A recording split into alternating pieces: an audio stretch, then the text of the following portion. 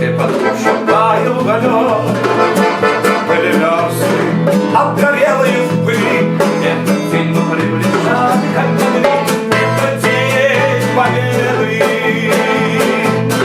Порохом пропах, это праздник, седой на листах, это радость, со слезами на глазах. День победы, победы, победы.